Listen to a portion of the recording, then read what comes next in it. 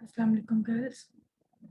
You are studying the course Differential Geometry and this is your topic reparameterization of the parameterized curves. Reparameterization.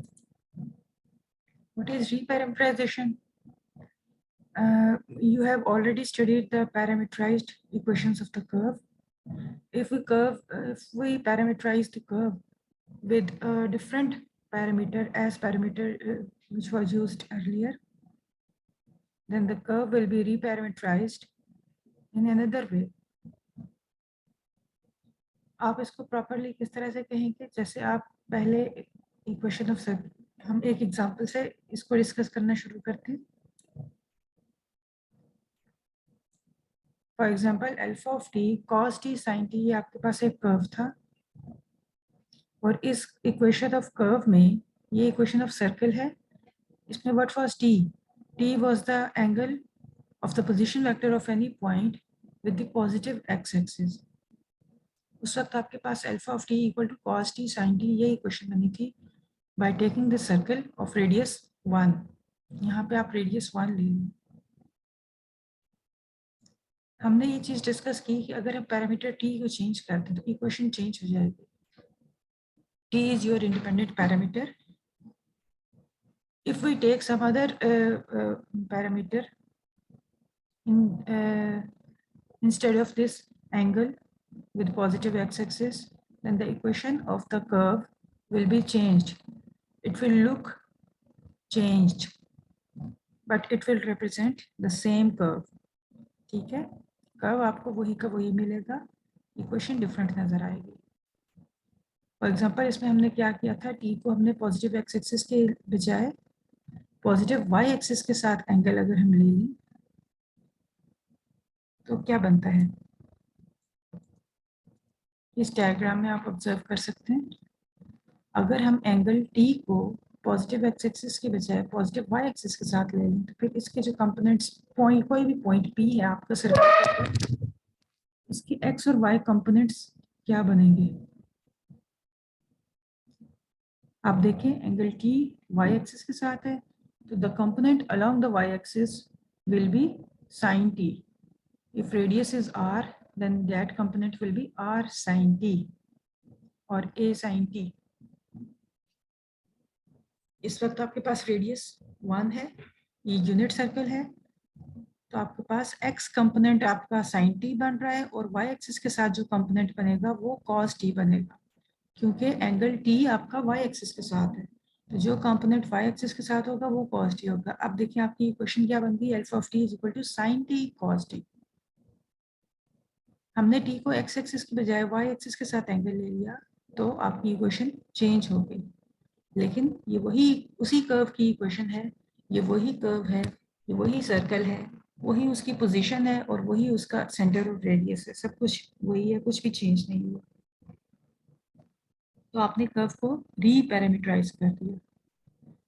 इसी तरह से अगर आप इस कर्व में एंगल टी को एक्स एक्सिस के बजाय नेगेटिव एक्स एक्सिस के साथ एंगल ले लें, अल्फा ऑफ टी आपका ये वाला ये इक्वेशन बन जाएगी, alpha of t equal to cos t minus sine T.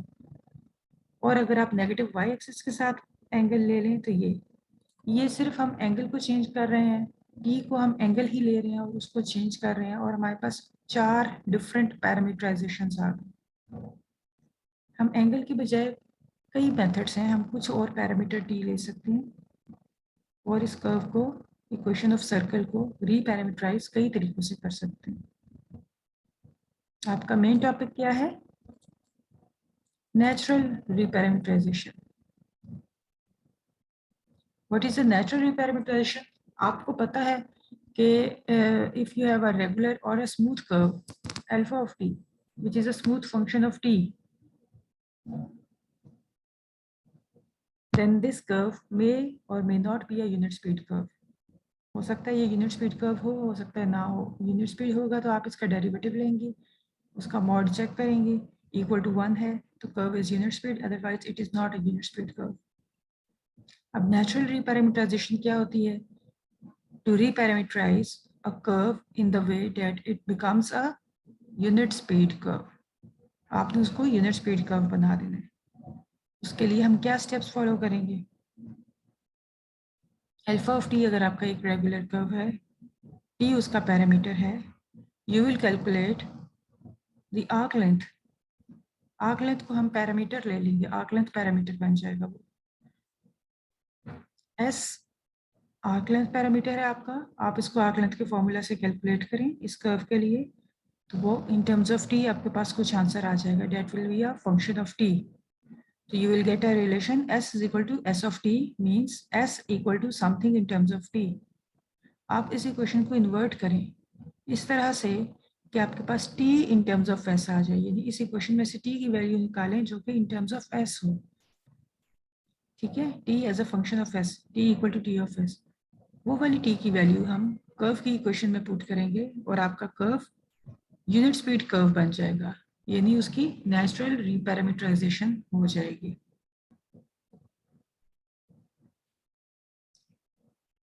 तो ये डेफिनेशन भी एक प्रॉपर डेफिनेशन इसकी लिखी हुई है, the reparameterization is called a unit speed reparameterization और natural reparameterization if the reparameterized curve is a unit speed curve.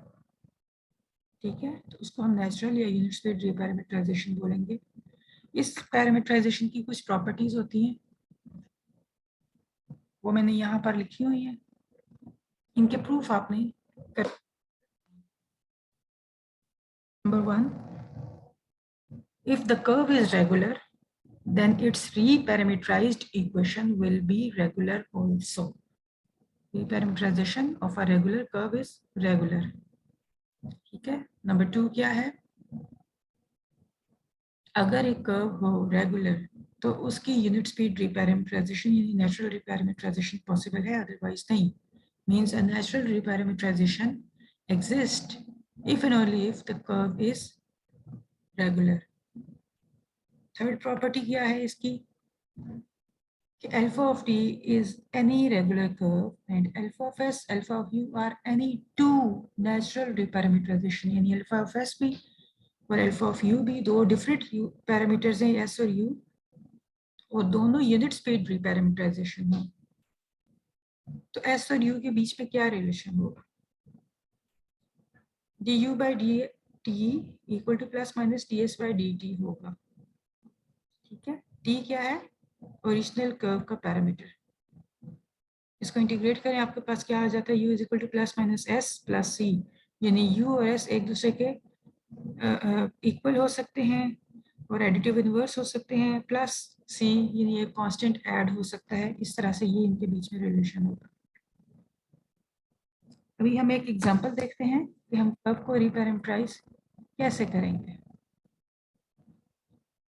Question क्या है, आपको एक कर्व गिवन है और कर्व को रिपैरामीटराइज करना है। मैंने इस एग्जाम्पल को किया है, बिल्कुल शॉर्ट स्टेप्स में लिखा है, आप इसको डिटेल में सॉल्व करें और मुझे सेंड करेंगे। Reparameterize the curve alpha of t equal to cos of 1 plus t square sin of 1 plus t square by its arc length।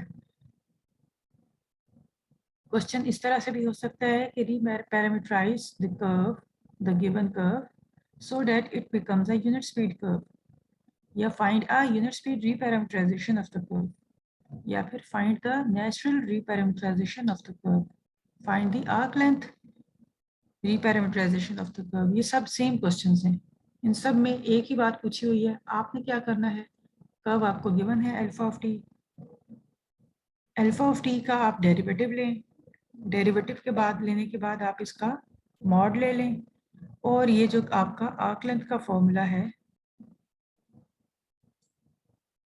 ये आर्क लेंथ का फॉर्मूला, इसके अंदर अल्फा डॉट टी यानी फर्स्ट डेरिवेटिव ऑफ अल्फा उसका mod put करें, s is equal to, इसको solve करेंगी तो सॉल्व करके आपके पास टी स्क्वायर आ गया, s equal to t square यानी s is equal to some function of t, s of t, s of t means s in terms of t, ये आपके पास आ गया।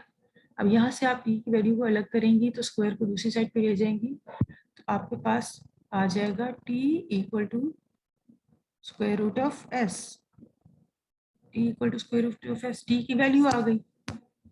अब ये स्क्वायर रूट ऑफ x क्या है, t की वैल्यू है इन टर्म्स ऑफ s, तो आप इसको कहेंगे this is t as a function of s, t of s इसको बोलेंगे, इसलिए बीच में मैंने टी ऑफ एस लिखा हुआ है, यानी टी है आपका in terms of s, t equal to some function of s, t value आ गई।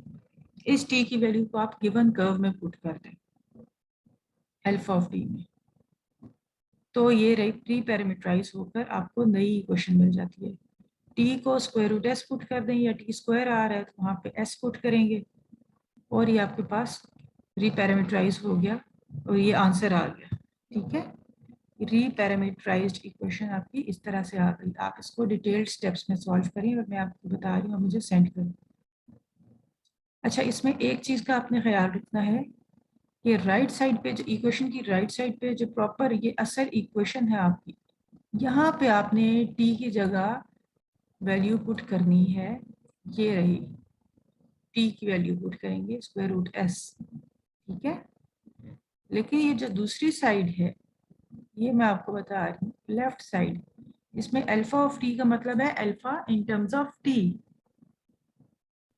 ठीक है, यहाँ टी की जगह इस जगह पर टी की वैल्यू पुट नहीं करनी, यहाँ सिर्फ पैरामीटर का नाम आता है। ऊपर है अल्फा ऑफ टी यानी alpha as a function of t, नीचे आपने टी की वैल्यू पुट नहीं करनी, बस पैरामीटर पुट करना है एस, वो हो जाएगा alpha as a function of s. ठीक है, लेफ्ट साइड पे आपने टी की वैल्यू पुट नहीं करनी, राइट साइड पे टी की वैल्यू पुट करनी है। मैंने आपको कुछ और क्वेश्चंस भी सेंड किए हैं, आप उनको अच्छी तरह से देखें और सॉल्व करके मुझे सेंड करें।